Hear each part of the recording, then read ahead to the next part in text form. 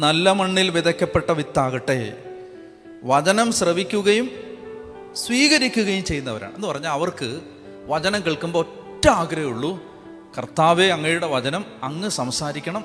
അങ്ങയോടുള്ള സ്നേഹമാണ് ഈ വന്നിരിക്കുന്നതിൻ്റെ കാരണം. വേറൊന്നുമില്ല, അങ്ങ് സംസാരിക്കും. അങ്ങ് സംസാരിക്കുമ്പോൾ കിട്ടാൻ സാധ്യതയുള്ള ഒരുപാട് കാര്യങ്ങളല്ല ഞങ്ങളുടെ ലക്ഷ്യം, അങ്ങ് സംസാരിക്കുന്നതാണ് ഞങ്ങളുടെ ആനന്ദം. അല്ലേ, സങ്കീർത്തനം പറയുന്നില്ലേ, അങ്ങയോട് ചേർന്നിരിക്കുന്നതാണ് എൻ്റെ ആനന്ദം. വേറെ ആനന്ദമൊന്നുമില്ല, ദൈവത്തെ ആനന്ദമായിട്ട് കാണുകയാണ്. സങ്കീർത്തനം 4-ാം അധ്യായത്തിൽ പറയുന്നുണ്ട്, 7-ാമത്തെ വാക്യം, ധാന്യവും വീഞ്ഞും വർദ്ധിച്ച കാലത്ത് അവർക്കുണ്ടായതിലേറെ ആനന്ദം അങ്ങൻ്റെ ഹൃദയത്തിൽ നിക്ഷേപിച്ചു.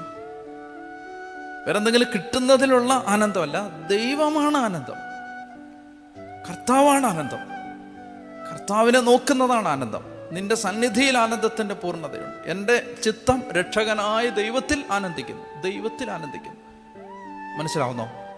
അങ്ങനെയുള്ളവരിൽ ഞാൻ കുറച്ചുകൂടെ കഴിഞ്ഞിട്ടത് പറയാം. ശരിക്കും ഈ ബൈബിൾ ആർക്ക് മനസ്സിലാവുമെന്നറിയാമോ? അതായത് ഓരോ ഘട്ടം കഴിയും തോറും ബൈബിൾ ആഴത്തിൽ മനസ്സിലാവണമെങ്കിൽ അതിൻ്റെ ഒരു രഹസ്യം ഞാൻ പറഞ്ഞു തരാം. നല്ല ശിഷ്യന്മാരാവാൻ ആഗ്രഹിച്ച് പ്രാർത്ഥിച്ച് തുടങ്ങിയാൽ ബൈബിൾ മനസ്സിലാവും. ഇതിനകത്തെ രഹസ്യം പിടികിട്ടും. ശിഷ്യത്വത്തിന് വേണ്ടി ദാഹിക്കുന്നവർക്കാണ് കർത്താവ് എല്ലാം രഹസ്യമായിട്ട് പറഞ്ഞു കൊടുത്തു എന്ന് അതിനകത്ത് പറയുന്നത്. വീട്ടിൽ വന്നു കഴിയുമ്പോൾ എല്ലാം രഹസ്യമായിട്ട് പറഞ്ഞു കൊടുത്തു. ഇതിൻ്റെ അർത്ഥം ഇതാണ്. ആർക്കാ? ശിഷ്യന്മാർക്ക്. പല കാര്യത്തിനു വേണ്ടി കർത്താവിനെ കേൾക്കാൻ വരുന്ന ആളുകൾക്കല്ല, ശിഷ്യന്മാർക്ക്. അപ്പോൾ അതുകൊണ്ട് ഞാൻ ഈ വചനം പഠിപ്പിക്കുമ്പോൾ, ഞാനും നിങ്ങളും നമ്മളിത് പഠിപ്പിക്കുമ്പോൾ ഓർക്കണം, ശരിക്കും എന്തിനാണ് ഈ പഠിക്കുന്നത്? ഞാനീ പഠിക്കുന്നത് കൊണ്ട് ഞാൻ ലക്ഷ്യം വെക്കേണ്ടത്, കർത്താവേ അങ്ങ് എന്നോട് എന്ത് സംസാരിക്കും?